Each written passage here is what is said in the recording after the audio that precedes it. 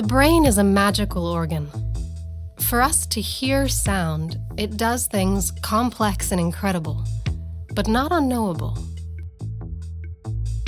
The brain takes sound waves, which journey through the air and through our skulls, and transforms them into sound in our minds. This sonic odyssey is beautiful, filled with weird landscapes, unexpected encounters, catastrophe, and joyful destinations, all like a strange oral fairy tale. Hearing evolved because it helped animals to survive. Hearing allowed predators to find prey and eat them, and hearing allowed prey to spy on predators and to escape. The floppy piece of skin attached to the sides of our head is our outer ear, or pinna. It collects sounds from a wide area of our environment like a reflector disc of a satellite dish. In humans, the pinna is in a fixed position, but in many animals, the pinna are highly flexible and can be oriented toward a source of sound. Curiously, our auditory system has evolved beyond its strict utility of survival.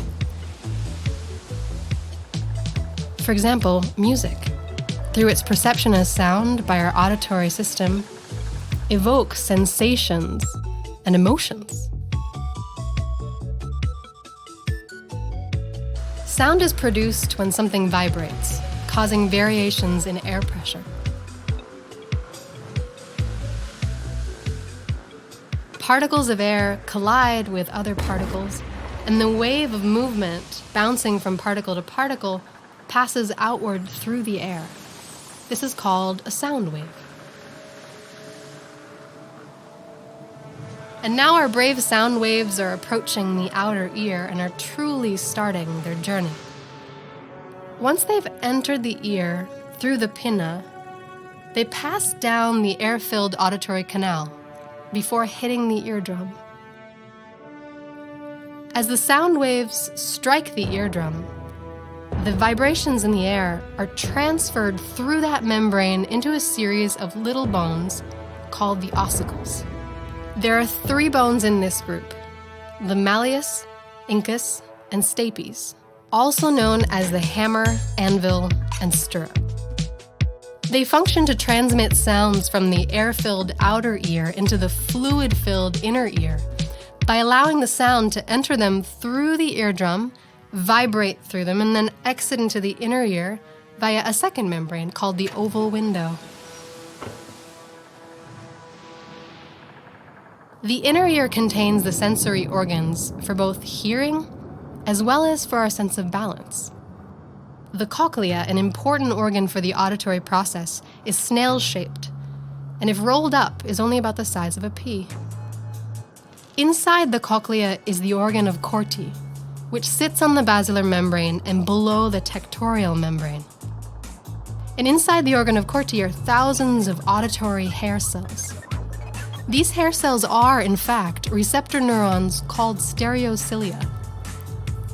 These hair cells convert the motion energy of sound waves into electrical signals that are communicated to the auditory nerve.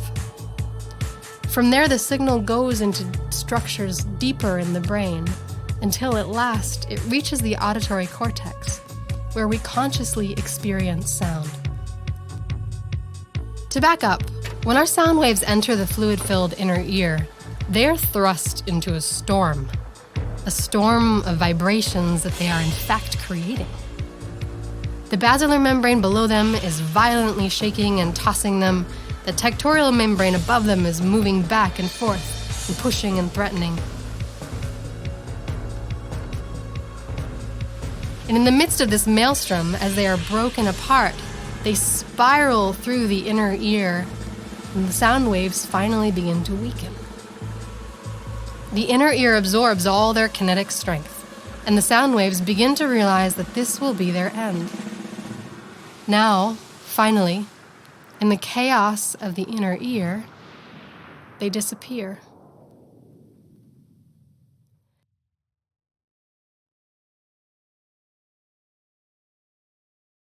The sound waves have ceased to be. But though the vibrations are now no more, they are not completely gone. They have metamorphosed into something new, into neural activity, and they come to life again in the cortex of the brain.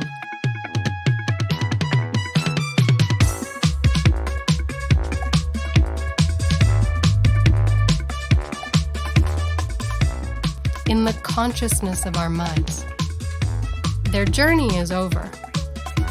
The brain has taken what was outside and made it inside.